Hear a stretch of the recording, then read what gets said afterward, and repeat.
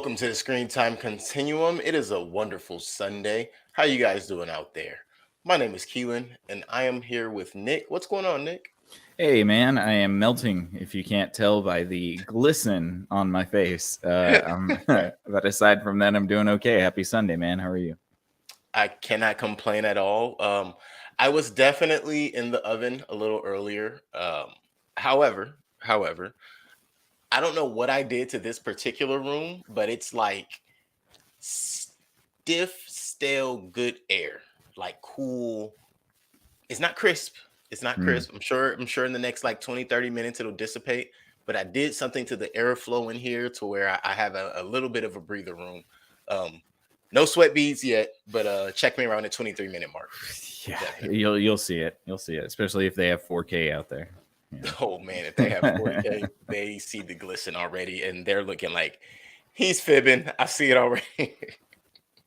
But for sure, thank you guys for joining in with us. We are here to cover the Hulu movie.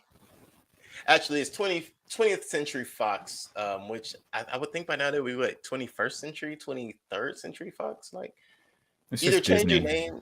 Yeah, fair. Okay, so let's cover that at the top. It's funny you say that because that was the first thing I thought.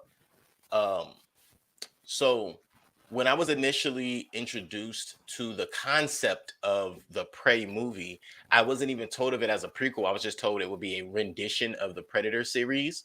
And it was a Disney production. That's literally how I first heard about it. Didn't think anything about it and just was like, they're never gonna touch the I really in my mind was like, they're never gonna touch Predator. Totally forgot that they taken on all of the Fox I guess you could say the Fox products, but basically everything is Mickey Mouse ears and Fox searchlights at this point. And those two things are synonymous, is what I mean. And when I saw that this was a 20th Century Fox film, I immediately was like, "Damn, I heard right a while ago. I wasn't able to follow up on it."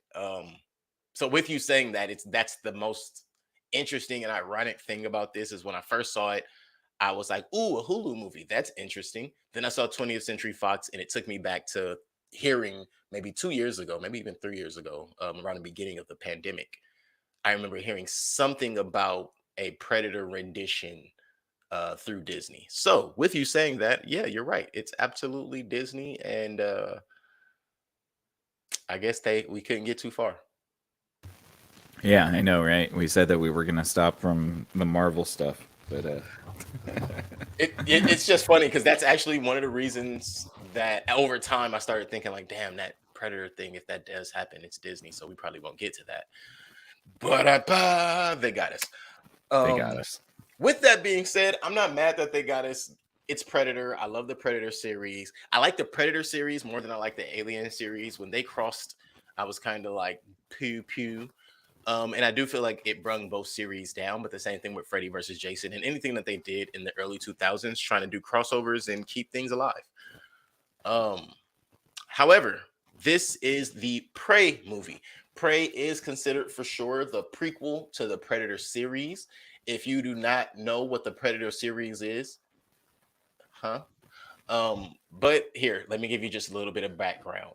There is a alien that is an intergalactic hunter, and apparently Earth has some of the biggest game. And because of that, this intergalactic hunter comes to Earth often. I'd say, what is it, like once every 30 years or something like that? I forget what Oh, the whenever they need to make some more money. basically I want to say it's more like that, like mercenaries. But I want to No, I say was meaning I meant whenever Fox needs to make money. oh God, you're hilarious. When Fox needs to make money. But Yeah, I've always yeah. viewed because they do take back the skull. So I've always viewed the Predator as a mercenary, intergalactic mercenary. Mm. Um, See, I'm a total normie when it comes to Predator. I think I saw the first one like decades ago, and I haven't seen one since. So I don't know all the deep Predator lore.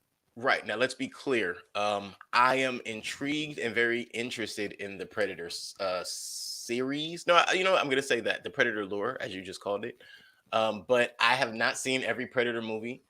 Um, I only care about Predator in the base concepts.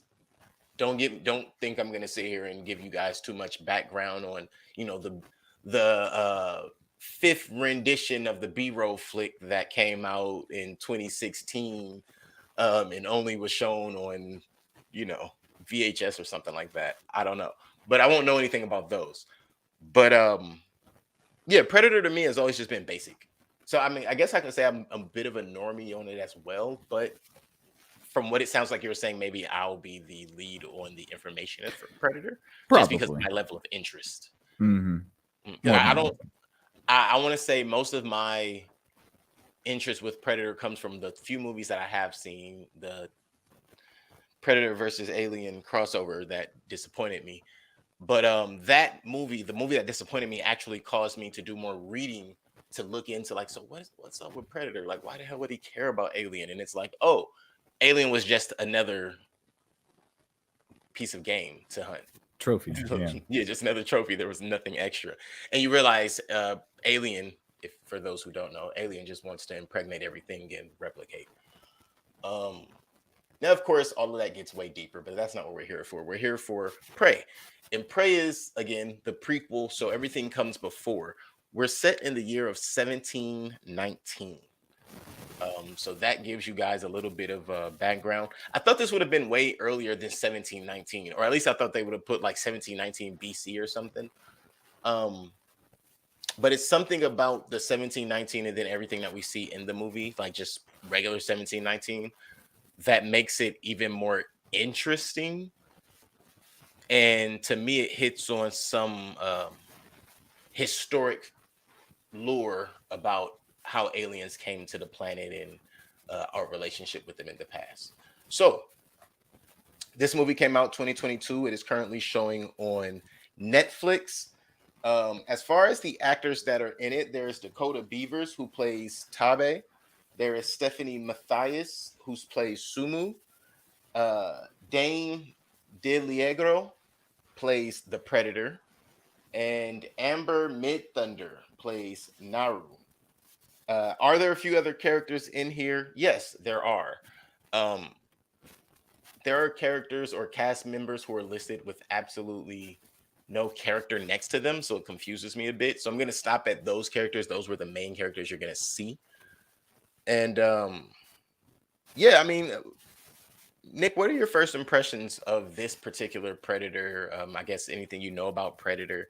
And I believe Predator started as a book, so we can go like probably pretty far back in this. I'd rather not. I don't know if I'm right on that part. If Predator started as a book, but it's so old that you really have to question the origin of the story. But what are your first impressions? Yeah, I didn't dislike this movie at all. I don't really know if it's anything incredible. The story's kind of formulaic. Predator is cheap. He's a really cheap character. It doesn't feel like it's that fun. I mean, unless you're like, I get, and I guess there's a point into like, oh, how cool is it to see him kill things? Yeah, that's pretty cool. But if that's like what you want to watch in a movie, then I don't know. There's probably other stuff to watch. What I did like about the movie is that it shot really well. The scenery and set pieces are beautiful. I even think that the main character, what's her name? Amber? What? Amber Midthunder. Midthunder. Yeah, I think she did really well. I think so. I had to change it to the actual Comanche in order to enjoy this movie because I found myself jeering at the dialogue of two, like a Native American community talking like Zoomers. For some reason, and I was like in the 1700s, and I was like, this just doesn't feel natural. It feels weird, like we're watching a CW film or something, our movie or a TV show. Sorry. So yeah, I had to change it to the Comanche, which helped a little. I would have really appreciated it if the actors just spoke the Comanche lines. I think that would have been better. And you could have just kept it at subtitles. I know there are some people who need, the audio for their experience, and that's okay too. So I guess an English version would have been fine. But I think that the Comanche version is much better as a storytelling device, because then I don't have these kind of flat actors acting out bad dialogue. And you can kind of get into the story a little bit more. The story as a whole is pretty basic. There's some interesting stuff, but this movie had me wishing I was watching another movie. And I wish it was a little bit more of like a suspenseful thing where you maybe even barely saw Predator at all. And it was more of a psychological thing. But I know that's not what Predator is. So, you don't watch the movies to have like a psychological suspense. It's to see him go mess stuff up. So, yeah, overall, I think it was decent. I did not dislike the movie in any regard. I just think it's kind of basic, but an interesting concept. And it was interesting to see, like Native Americans sort of portrayed in a cinematic blockbuster-esque movie. So, right. I like that. Something that you just actually opened my eyes to. I was curious through the movie, but I didn't want to slow myself down by flicking through the subtitles and the languages of the different types. If there's one thing I've grown in as we do this, it's changing the language of the movie to the origin, like wherever it comes from, and then just sticking it out with. If I gotta watch subtitles, I'm gonna watch subtitles. But I do feel like I get a much better story that way as well. And I did think that a few times through this movie, from the very beginning when they introduced the Comanche, I was immediately thinking like, so is it going to be a subtitle movie, and can we get the Comanche translated to English so I can know what they're saying? And then a little later, when we get introduced to the French, and they're speaking French, and they are speaking French like, man, they are talking, and we have no clue what's going on. Those two instances alone, I immediately questioned what it would be like to listen or watch this movie full context just in subtitle. I think it was a better experience in my opinion. Yeah, the French scene in the Comanche version doesn't have any explanation for what the French are saying, which I think is a good illustration that the main character has no idea what the French are saying anyway. So it would make sense that you just don't let the audience into that element. But I really feel like there's when you do a movie that's not in a sort of like conventional language or in a Western language, let's say that, you can really tell the story through other methods. And so that's why I had to change it to the actual Comanche, because I felt like they were telling a better story without the dialogue. I felt like the story was being told better through the actions of the actress and the people that, were a part of her tribe and all that stuff. So yeah, like I almost turned it off when I was listening to the English version, because I was like, these people aren't good at acting. I mean, you know what? To your credit, there is a point where they clearly get that point, and the movie goes pretty silent, aside from bangs, clangs, and booms and cracks. For maybe, if we had to accumulate time out of an hour and 40 minutes, actually minus 10 minutes for credit, so hour and 30 minutes, probably 45 minutes of this movie really doesn't have any dialogue anyway. Yeah, and I think that's nice. It's good. Again, like watching the main character Naru with her dog out in the forest. She wants to become a hunter. I think these are all.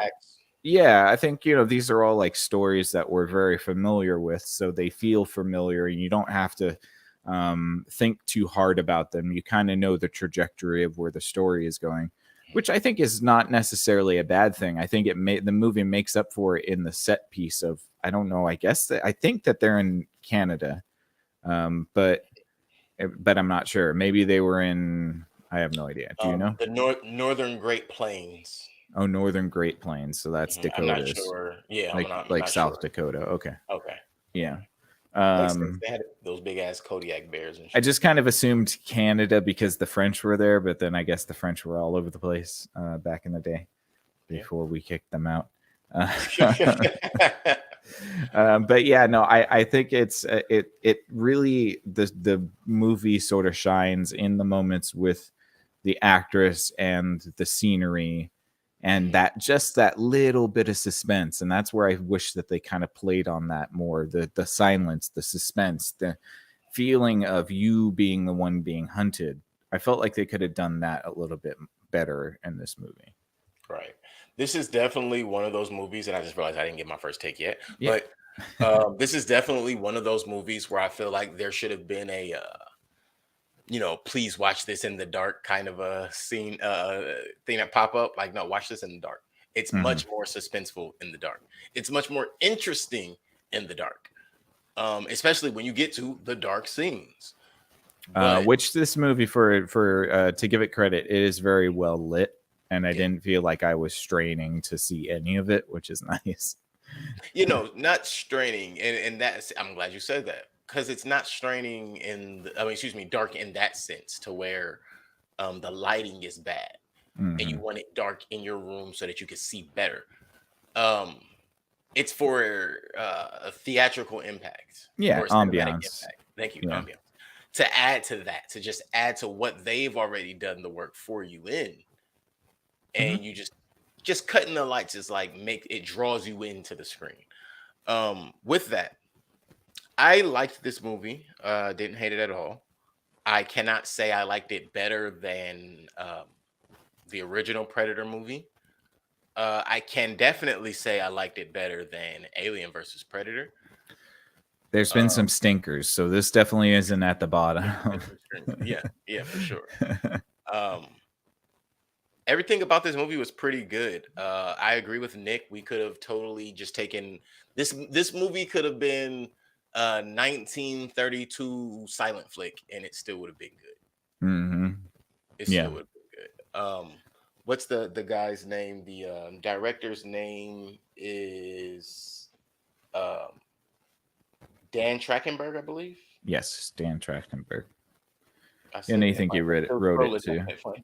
But I was actually like, I thought like the actress and the dog could have been the only characters in this movie, and I that thought would have that been a great movie. I think it would have been pretty solid if they did that. Mhm. I think I that mean, yeah. Go ahead. yeah, I think you're saying the same thing I saw, which is I feel like at a certain point they understood that. I feel like this movie may have one of two things. It may have even been either been written to where it was originally just a girl and her dog, Hmm. or it wasn't. And when they realized they could do that, it was like, you know what? Let's just take this route for the back end of the movie. I think it would have been a ballsy move to do. It really would rely heavily on the actress, which is fine. Again, I don't think that she does poorly in any of this, but I do think that it just suffers with like interpersonal character interactions. So I wonder if it almost might be better if she doesn't interact with anybody but Predator. You Right. know, Right. but yeah. Um, so yeah, with that, I guess I can give it now. I did enjoy this movie. I will watch this movie again, preferably subtitle only, according to what we just discussed. Um, there were a lot of positive things in this movie, in my opinion, when you think of the Predator story. If you know nothing of the Predator story and you come to this feels like a real prequel. A lot of times prequels don't feel like prequels.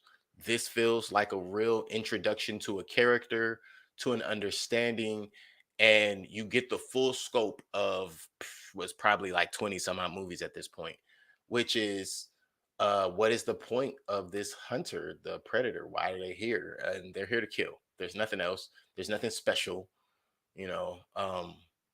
It's like something in training, right? Get some off time. You know what? Let me go get better at what I do.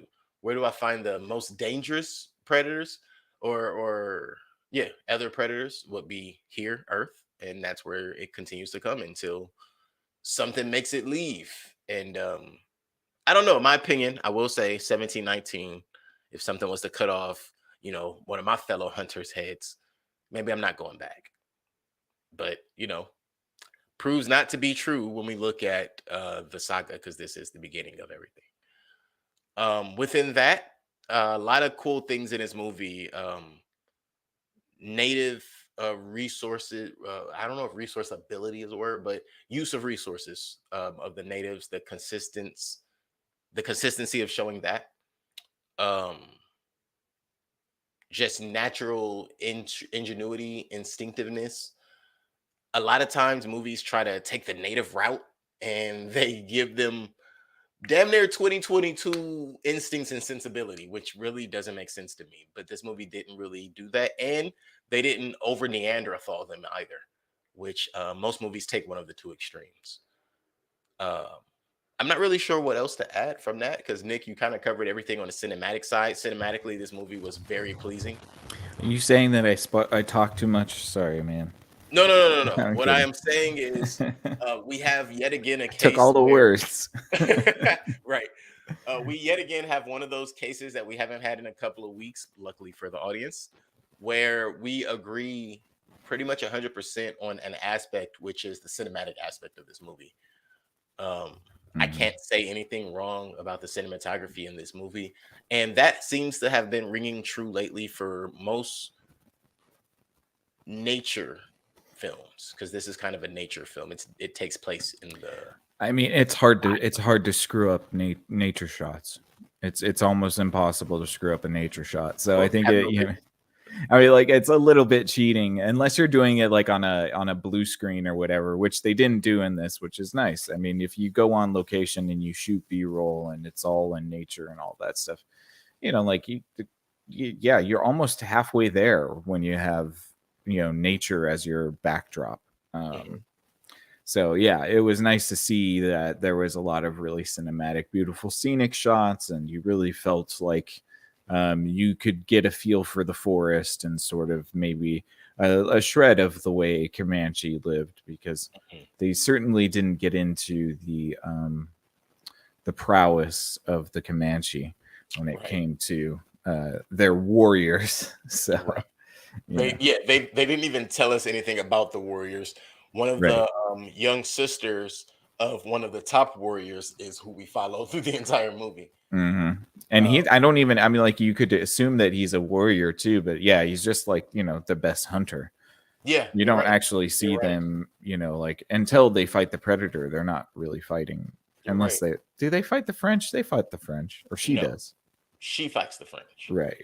Okay. She fights the French, and I think that was the only ode to the tribal um warrior mentality. Like, you're a part of the tribe, you are adept at fighting or at, yeah, let's call it fighting. I don't want to call it murder. I think that's the only instance we get of it. Any other time versus the predator, it's really just her and the predator. Nobody else has. Nobody else seems to gain any ground on the predator, and nothing else Oh is yeah. killed. Nothing else.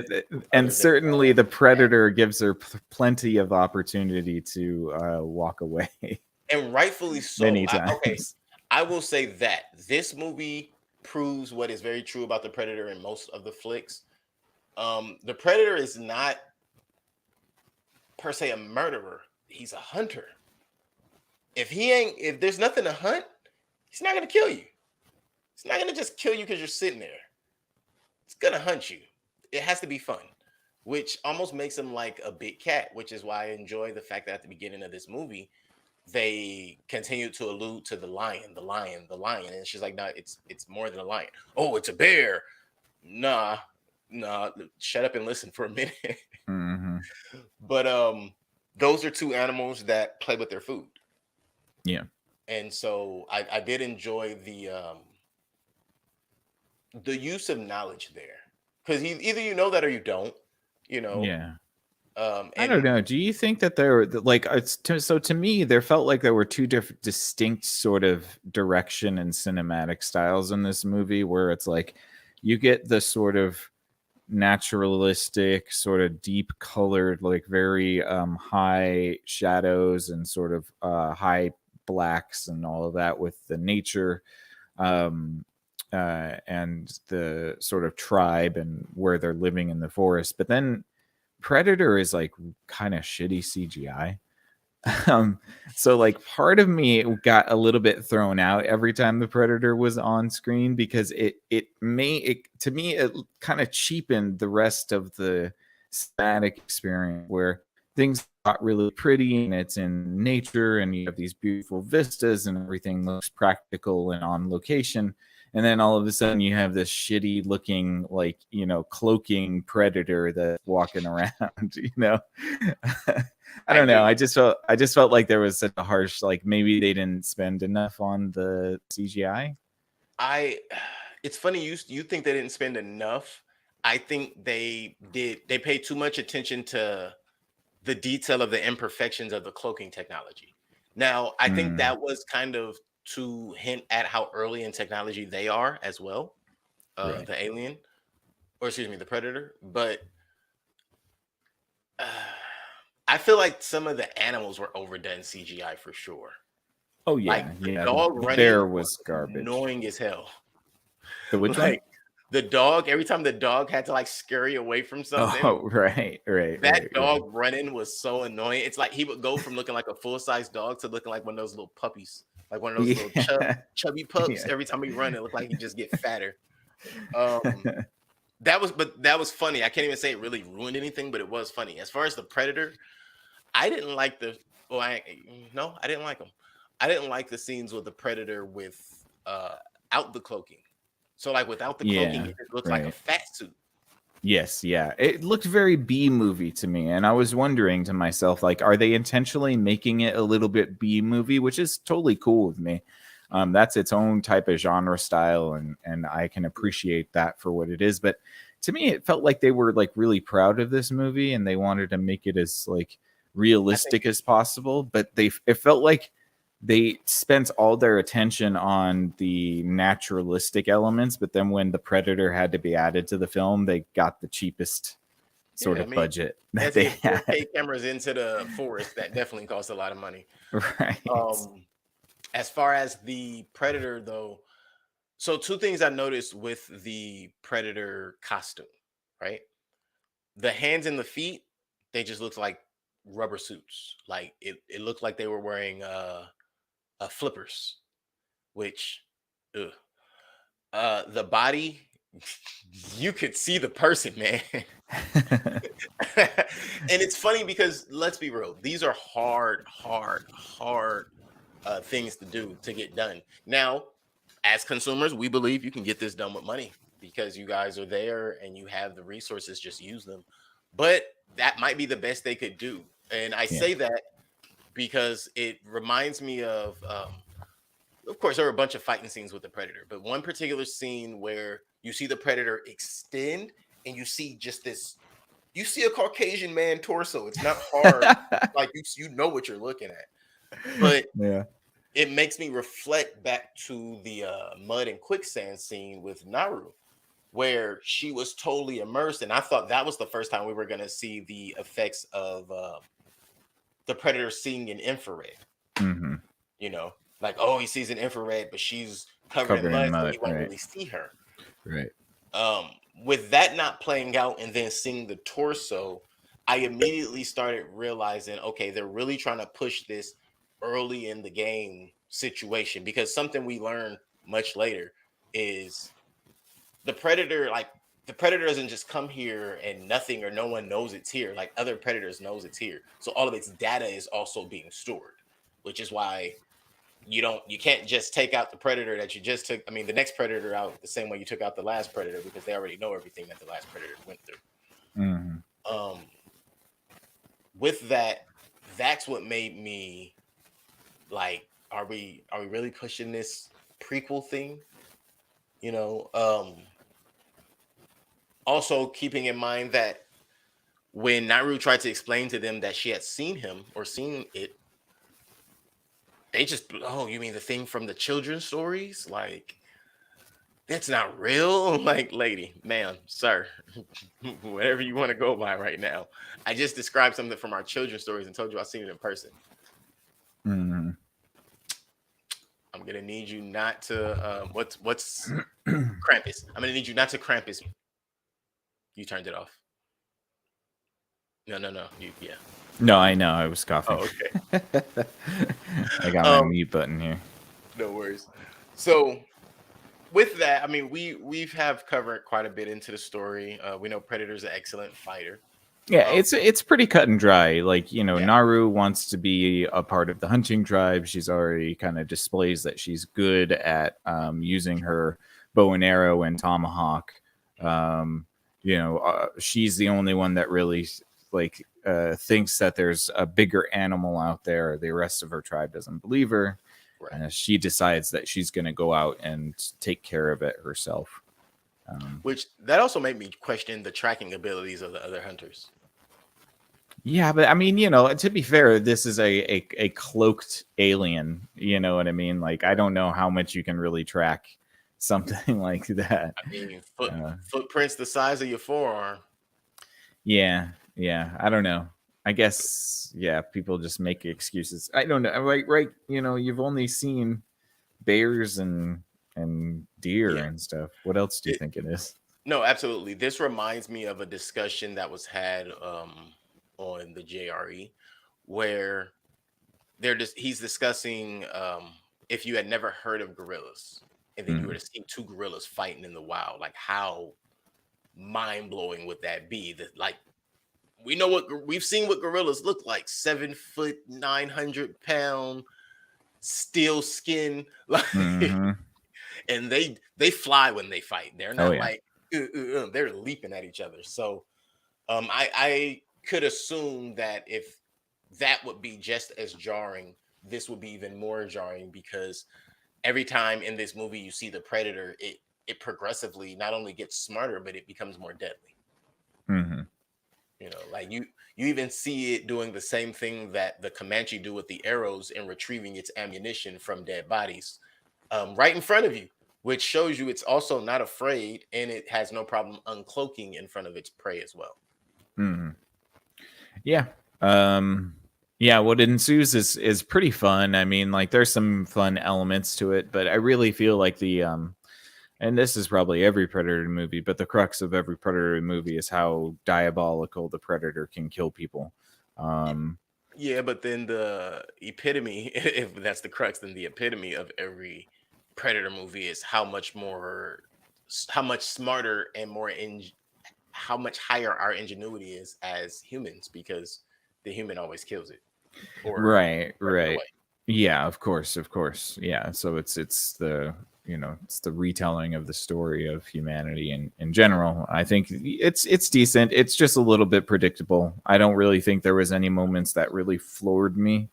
Um and predictable is not bad. I'm not going to say that that's a bad thing. Like, there are certain aspects that we expect from stories, and so you definitely expect Naru to win at the end, Yeah.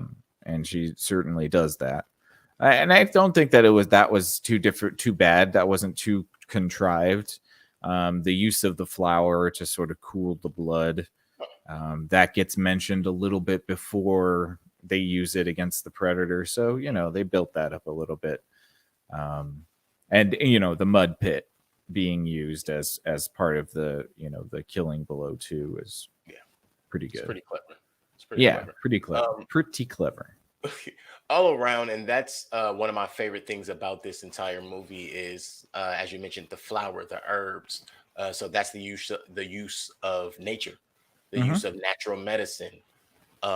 Some would call Eastern medicine, but it's just natural medicine. But those things also, I think, played very heavily into how much you can and cannot enjoy this movie. I think if they had gotten like tried to overdo certain things with the natives, this would not have been as enjoyable. Even one of my favorite shots was Naru exits the forest when she's running away from the predator and she runs into that field. She trips over Hmm. the friend.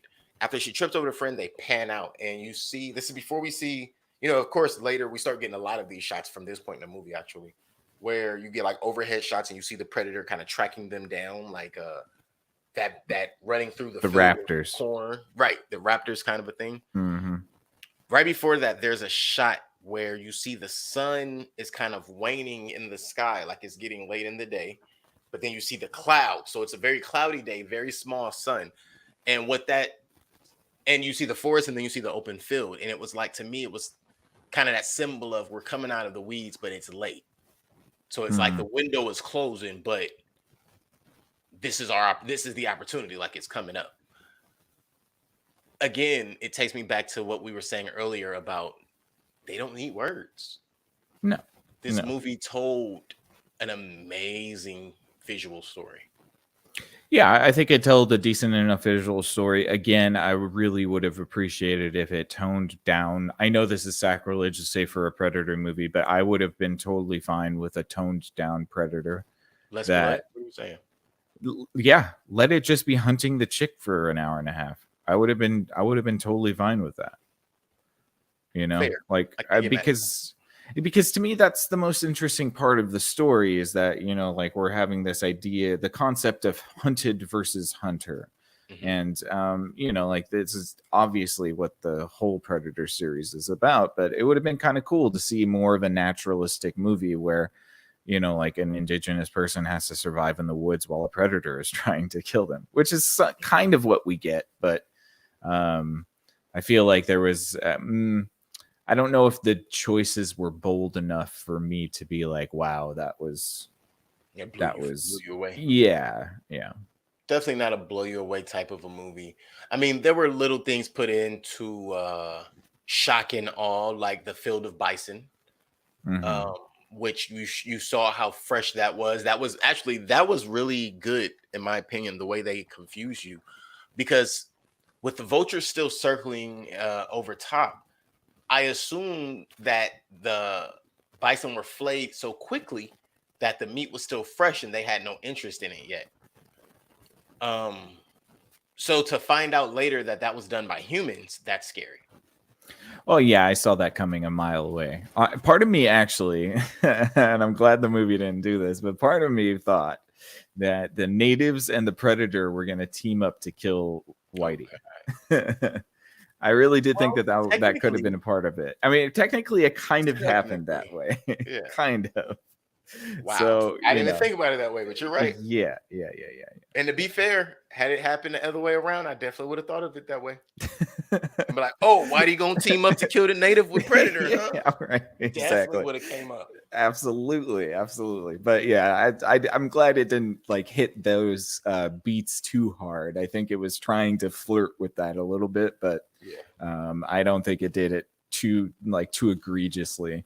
I I like how think they even yeah. kept it true to the Mm. times of the it being the time of the French rule. Yeah. Well, just we So they're can not, blame the French. I'm cool with that. Don't and worry it's about so funny because that's how I feel like they it. just did it. Like, you know what? Yeah. It was the 1700s. Blame the French. Yeah, exactly. It was the French.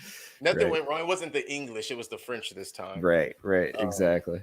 which, hey, I mean, if we're gonna call it out, these are the people who pretty much every movie that's based in every level of history are gonna target. So yeah. Oh yeah. Um, But yeah, man, but you know, Predator dies. Um, as like he does every movie. every movie, right? Always, for the record, yeah. If you guys don't know that, it's always a different predator. Right. Predator is a race, not a name. Mhm. Predator dies. I think yeah, I don't know. I mean, there's really not a whole lot to be said plot wise. It's again very straightforward. So I don't know if I have a whole lot more to say. Do you have anything? Not much. I know the guy who spoke many languages at the French camp.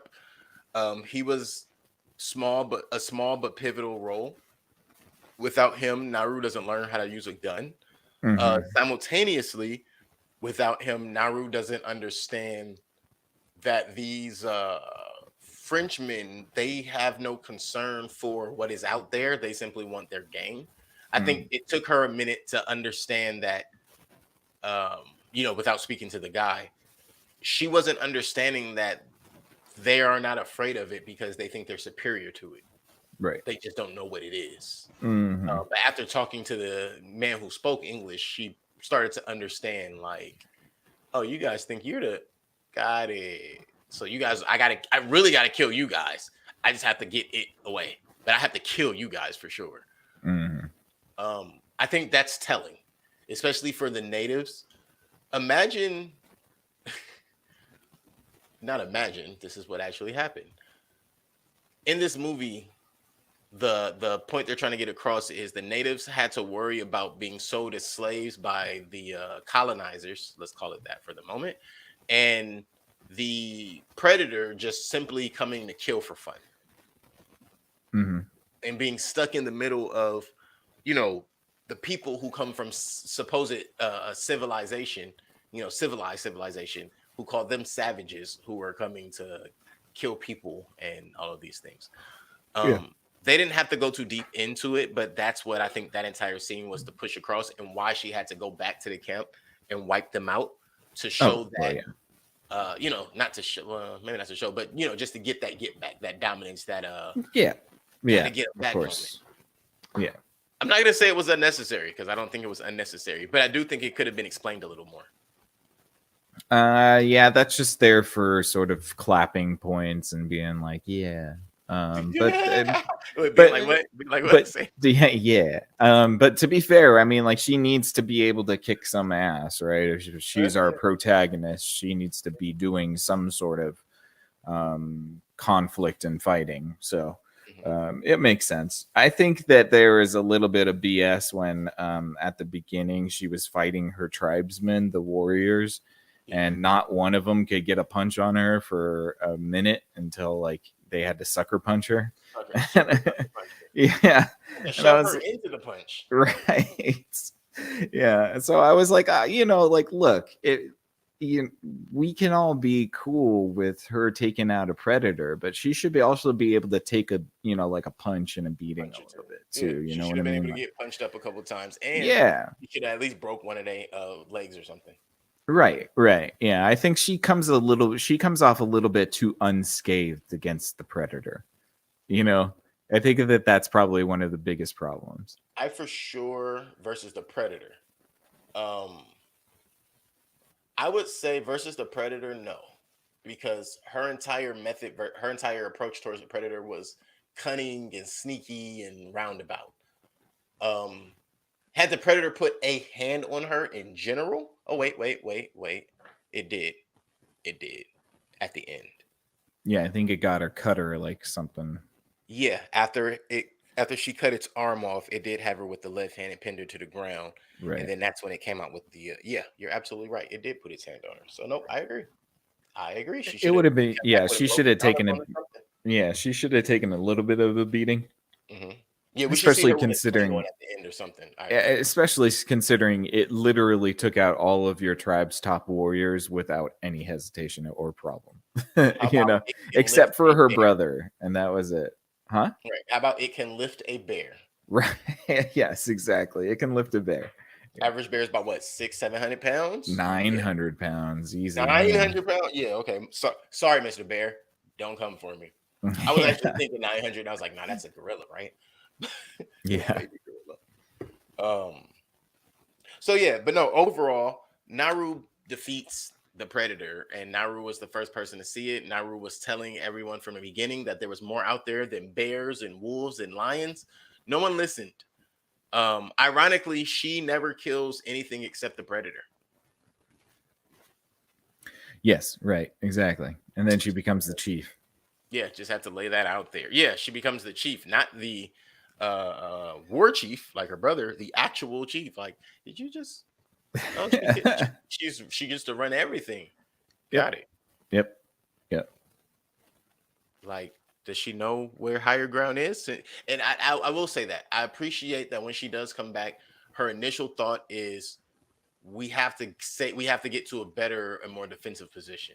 So yeah, technically, yes, she is apparently the correct person to put in charge of war times. But what does she know about politics? What does she know about community and making sure that these things survive? Those things are going to be important only because we saw that though when the brother was the head warrior, you needed the mom, you needed the chief, you needed everybody in the community. They were working, so every time he returned, they all would meet him. But it was very clear that everything had to thrive without him around. So that's kind of my only reservation for making her the ultimate chief. So does she not go out on the hunt? How dare you? Huh? How dare you? What'd I do? It's kind of your only what? What did I say? Nothing. Never mind. Play back the tape. No. What did I say? Nothing. I'm just teasing. But no, for sure. I do feel like that could have been pushed a little harder for her in. Yeah. If she's gonna become the chief, who is the new warrior? Because she wanted to be the warrior. Right. That's exactly my whole point, is that her whole thing was, and it's not even she wanted to be the warrior. She just wanted to hunt with the guys. That's all. True. She never talked about wanting to go to war and murder people. I She wanted to don't do hood think with her hood rat friends. she wants to just hunt. And I don't understand why she wasn't just allowed to hunt, because she was good at it. So And she's the woman. That part I get. Right. I mean, I don't agree. I think it's dumb if you want to go out there. Of course it's dumb. Life. Of course. Go ahead. It is dumb, but it's also like, well, just because you're good at killing a predator, right? I don't know how that equates to being able to govern people. Now, by all means, you can be the head of the military because you are very clearly good at murdering and killing and hunting things down. Sure, I need yeah. you to teach some other people how to do that. Now, had she had gone and looked for the predator ship and taken some of that tech, then she deserved to be in charge. Right, exactly. Look, then she just comes shut my mouth. Right. You need she a just husband? Comes back wearing a mech suit. Yeah, that's what you see what I'm saying. Like, you know what? The only way to protect myself. You need a husband. He's somebody to cook and clean for you, ma'am. Right. Clean your predator suit. Yeah. And I do feel like, because again, and I'll recap really the small versions of it, but prizes, gifts, like the predator was here to take home trophies. Mm-hmm. His head's not a good enough trophy. I need that mask. Yeah, and all of his little gadgets. What happened to his gauntlet? His gauntlet, I don't think you're gonna be able to retrieve, because after the he lets the bombs out of it. I'm assuming it self-destructs as well. Oh, maybe. Yeah. But maybe not, actually, because the bombs come out of it, right? Yeah. 3 bombs came out of it. Yeah, you would assume that it'd still be fine. Yeah, he's all teched up. Don't just let him, You're right. Don't let his body rot. Right. And even without the gauntlet, he still has mind control or some kind of a control over his staff, because she was holding it and he made it retract with thought or with something. Right. So yeah, and yeah, that's the other thing. Predator. I'm telling you, man, Predator's cheap. No, Predators are ultra cheap. But as far as the concept of Predator is so advanced technologically, even in 1719. The versions that we get, later, they don't even really, they kind of pale in comparison to the version we just got. And this is supposed to be the original. Right. Or at least, one of the proto. One of the prototypes. Mm-hmm. I did enjoy the ball that has the net, and it throws the net, and then the net contracts back into the ball. Yeah. Just shreds right through somebody. That's pretty brutal. It's pretty nice. I mean, hey, again, I would love to see from Love, Death, Robots, the artsy one at the end, the Lady of the Lake. I would love to see her and Predator face off. Yeah, that would be interesting. That would be very interesting. I guess that's why there's been so many mashups, right? Everybody wants to see Predator go up against something. Yeah. It's Predator. I mean, listen, Predator versus Batman, I still got Batman, but I got Predator at a close number 2. Yeah, depends on how much tech he's got, I guess. But yeah, so overall, this movie, it's pretty good. Again, the Comanche tribe is out and about. Naru, the sister of one of the head, well, apparently also the daughter of the chief. Because we never really get that, but it seems as if we know that's her mom, and it seems like the chief is her husband, because every time they're together, he comes right next to her. And so seemingly Chief's daughter and son, they are the top hunters. We discover that there's a predator.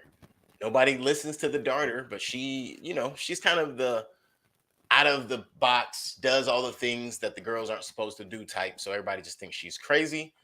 She discovers the predator. She defeats the predator and doesn't save anybody's life, even though, it's defined as she saves the village. But the predator never went to the village. Oh, yeah. And he killed all your best fighting men. But they all came out to the forest. Yeah. And he never came to the village. So she wasn't really protecting the village, but she was hunting down the predator because the predator was hunting down things in the forest. Hmm. And that is pretty much this movie. Without man's best friend, I don't know if she could have got it done though. She needed her dog. Definitely. Yeah. Shout outs to the dog. Dog was the MVP of the game. I was glad that they didn't take a cheap shot and kill the dog because I thought it was gonna happen. they definitely teased it a lot. But I'm glad they did not take that cheap shot. Predator's cheap enough. Don't need to have him killing a dog to make me hate him. But it's weird because I thought that was coming, but it didn't really come. Mhm. And I guess the last thing I'll really say about this is the tribal nature of the predator. So something about the predator, and this is true throughout the entire saga of the series. Predator seems like it learned from the natives of the earth, or vice versa. Maybe it taught, who knows? But that it just has a lot of the same, like, oh, it heals from natural resources. It doesn't seem to, even though it is technologically advanced for an alien, it seems like the tech is its natural state. Like without the Mm. tech, the alien is nothing. It's a bug. But it seems like with the tech, that is its natural state, which the natives, especially in this film, their natural state is out in the wild, out in the wilderness, being a part of the land. And um, we see that show, because Naru, I have to remember her name. Naru's not afraid to also take the predator's weapons and play with them and figure out what is the use of them, which that is what ingenuity is. You can't be afraid of things. You just have to try it. Either it works or it kills you, but you got to try something new. Um, that is probably one of the most standout things about this movie is trying to point out some of the similarities between the predator and the Comanche tribe. Um, are there some? Yes. Yeah. Are Yeah. there a lot? No. I think it wants to make a tenuous connection, but it doesn't want to make a full connection because I think that might be uncharitable to Native people to be compared I to I believe so in an 2022. alien killing machine. Right. I believe so in 2022. However, when this was originally the original concept, I truly believe that natives were a part of the creation of the predator character, especially in the hunting aspect. Yeah, maybe. I mean, we've been hunting for thousands and thousands of years, so and that's one universal thing that usually sort of transcends humanity. Is we all have certain elements of that hunting instinct in us. So yeah. And natural information. Because then another thing was the and this doesn't happen in this one, in another predator is injured and uses I believe it's like salt and grout along with a hot piece of metal to cauterize a wound. Mhm. In this one, you see it has the little pin that it uses to cauterize a weapon. At this, I mean, excuse me, a weapon, excuse me, a wound. And we also see the consistent use of the herbs to heal by Naru. And that's what I mean, like just having those things that are natural to them to kind of benefit them in the same ways that the natives do with the land. Mhm. Yeah. Yeah. If it was a modern retelling, it'd be somebody popping a Percocet, you know. So yeah, I get it. I don't know. I think that's pretty much all there is, though, to this movie. Again, Yeah. it's pretty basic and it's a fun ride. If you want to just be entertained and watch some predators going crazy, Mhm. that's kind of fun. I think that it does a good job in telling a very concise story, giving you a very visually pretty movie to look at, CGI notwithstanding. But the rest of the movie looks really good. I think that the actors do a decent job. I think the biggest area it suffers is the dialogue and the writing. I just felt like it was so clunky. At one point, one of the I think like her brother Naru's brother says "you good," and I'm like, Yeah, he wait, does. huh? Come on, bro. in 17, you're going to be telling me in the 1700s, a Comanche tribe talk to each other like Zoomers? Come on. Like, you couldn't have at least had some input with a consultant about how natives speak to each other, even if you're going to use the English. Like, they use English differently than like a Western Zoomer. For sure. So yeah, I don't know. I just thought that was kind of entertaining because switching over to just the Comanche with the voice actors was a much better experience after that. Right. Yeah. You know, I again, you have definitely inspired me to go and look into that. Oh, I don't know why, but this just came to me. Something else I wanted to mention about the weaponry for Predator. The tech on camera, like the visual aspects of the tech, they didn't have to show it time and time again, but little things like the mask and the mask firing when it wasn't on, like when it wasn't on his face, and the one scene it showed, or was it maybe it showed it more than once, but when they're at the French camp, was he about to shoot her brother or the horse or the dog? But he's aiming, and you see the piston rod, so to speak, whatever that long rod is, that would be like a bullet, comes out of the cannon arm, and it's just like hovering, like on a magnetic field kind of a thing. That was really cool. Mm-hmm. That was really cool. Do you think she took the mask? That is one thing she should have done. She should have come back to the village wearing the mask. She did not, and it didn't seem like she even had the mask with her. That was actually going to be my final question. Come on, man. That's your thing now. Man, literally, I would be wearing the mask. Absolutely, especially if it's infrared, right? That's what I assume, is that the mask is infrared. And what an amazing hunter you would be. Man, I'm pretty sure if she was to put on the mask, she would know and see things, even though she probably couldn't read their language. But she would find out and learn things so much quicker. Yeah, I mean, and it would help her see, prey in the forest, because she'd be able to see heat signature.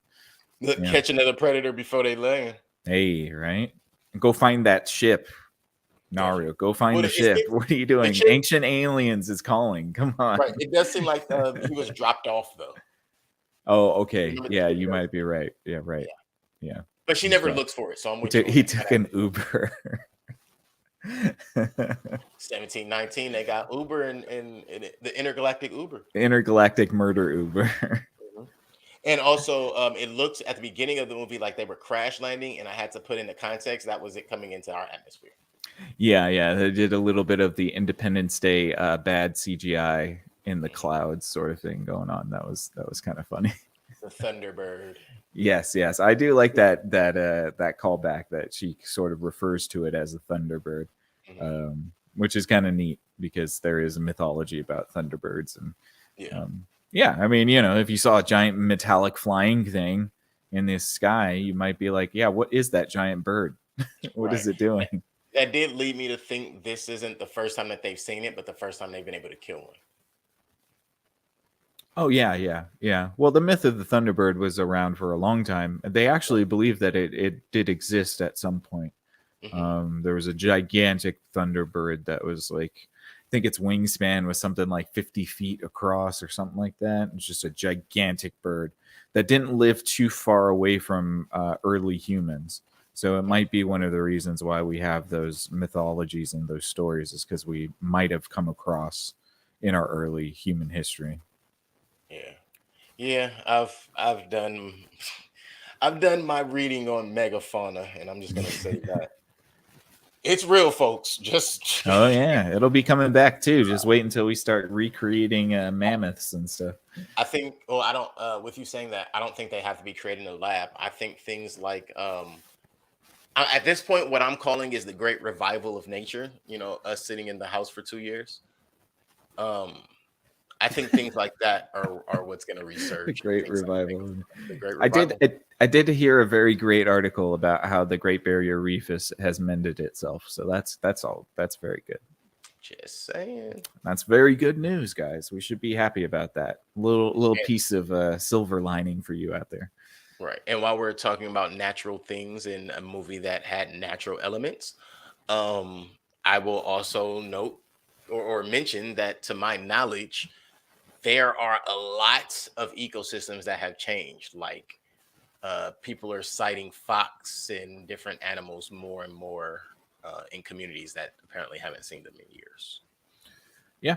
Yeah, nature always bounces back. They used to have those shows on, I think, Discovery Channel, right? Like, what would happen if, like, Hmm. a whole year after I humanity remember that. disappears?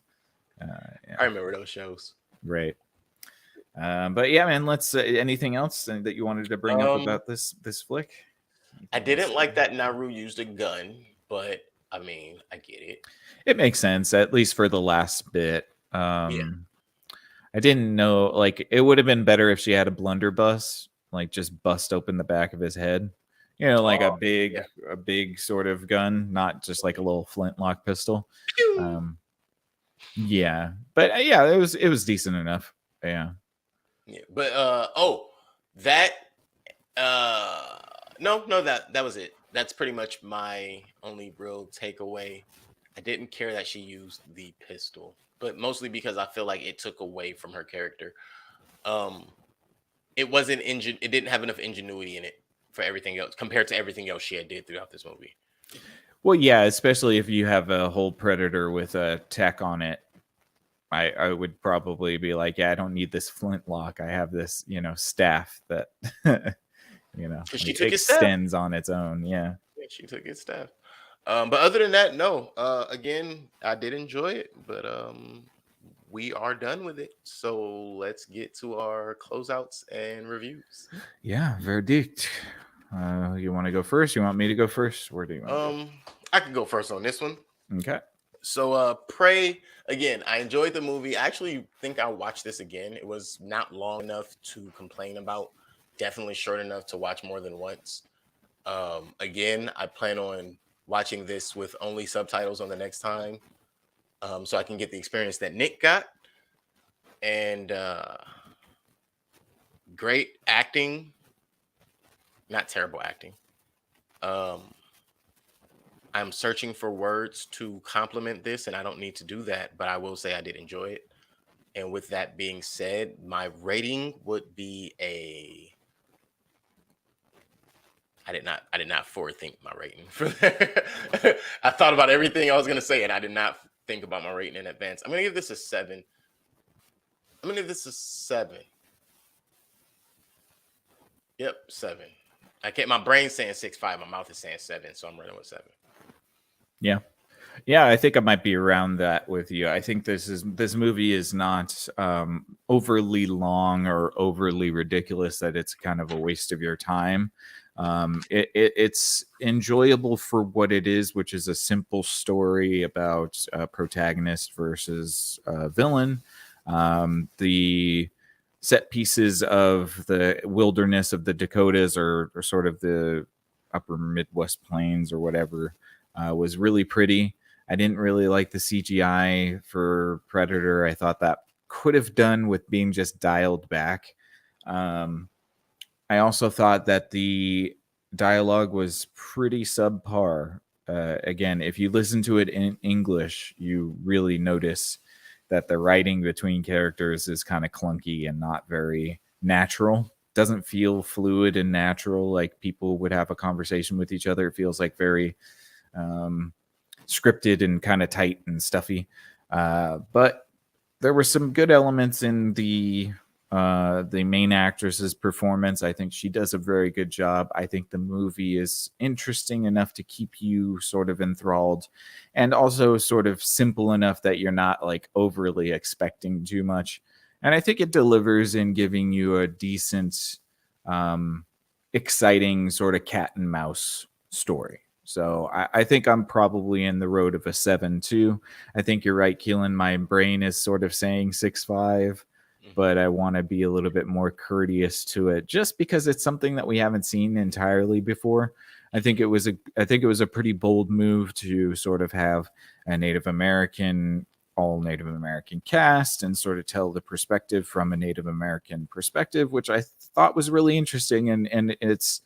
I think it deserves to be sort of recognized that that's a bold move for a movie, especially a blockbuster franchise, to make. So I think that they did well with that, and I do look forward to seeing more in this vein. But I don't know if I want to see a sequel to this particular movie. Right. But yeah, I think a 7 is good. It's not going to blow your socks off. You're not going to think that this is like the greatest movie of all time. But will you have fun? Yeah, probably. And if you just, like if you're going in to hate it because you have a preconceived notion about it, I would say maybe just like, I don't know, try to erase your mind about it and go in without any expectations, and it doesn't necessarily disappoint you. So yeah, I think 7 is pretty fair. 7 is pretty fair. Yeah. Sounds good to me. So that gives us 14 out of 20, which gives us a 7 out of 10, even 7. Yeah, again, I did enjoy it. I definitely can't say anything bad about it. Please go check it out. After you check it out, come right back over here. Tell us if we were wrong. Tell us if we were right. Tell us how you feel about it, and if you simply agree or don't agree with how we feel. That's Yeah, fine. what do you guys think out there? Would you rate it between, like on a 1 to 10 scale? Where do you guys see this movie at? I'd be interested in seeing what you guys think about it for sure, because again, I think it's yeah, me and Keelan are kind of teetering between 6, 5, and 7 right now. So Yes, indeed. Well, with that being said, thanks a lot, guys, for joining us this Sunday evening. That is our review of Prey, currently showing on Hulu, 2022 movie. It is the prequel of the Predator saga. So if you're into Predator, definitely go check that out. And loop back right on around here for us, because you'll catch us here Sundays and Wednesdays on the Exofathom at 8:30 p.m. By all means, head on over to some of our own shows. No, not by all means. the Exofathom, we're on Screen Time Continuum. Did I say the Exofathom? Yeah, I appreciate the plug, but yes, indeed. See, that's what happens. I was trying to think. Okay, which one is next? Gotcha. Jeez, sorry about that, guys. So come right back here Wednesdays, Sundays, Screen Time Continuum. Damn, I did say Exofathom. Screen Time Continuum right here Sundays, Wednesdays, 8:30 p.m. Let's go backwards in the week. How about that? Maybe that'll help me out a little more. So Tuesdays, you're going to check out If Numbers Could Talk. That's 8 p.m. on Tuesdays. You could check that out on Facebook and YouTube. Head on over Sundays. Already told you about that. Oh my God. It's okay. Power through it, man. We got this. This is how we're doing it, guys. Start your week with If Numbers Could Talk. How about that? We're just doing it all over again. If Numbers Could Talk, Tuesdays, 8 p.m.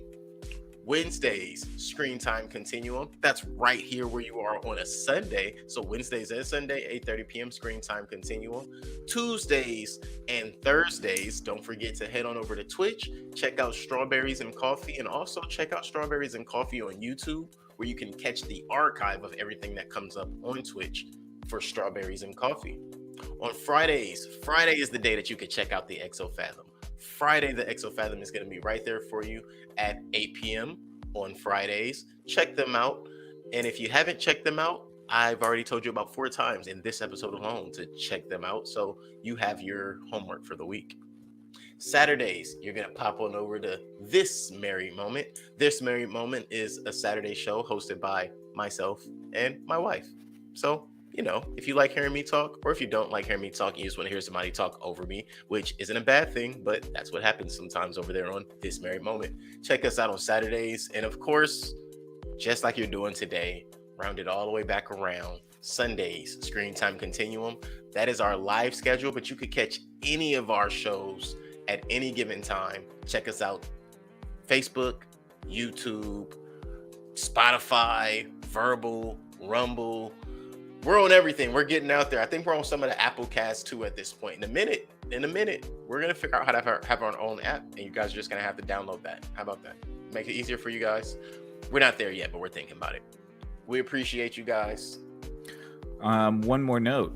Thank you guys to all of the new subscribers that we have Yes. as well. Wanted to give a special shout out to you guys.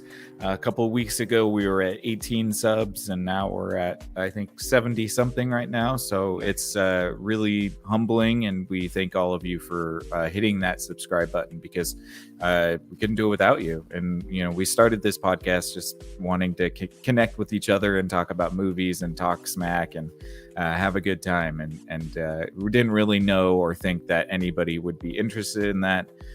We kind of thought we were just going to be in our own little corner of the internet forever. So thank you to everybody who subscribed to our channel. I really appreciate it.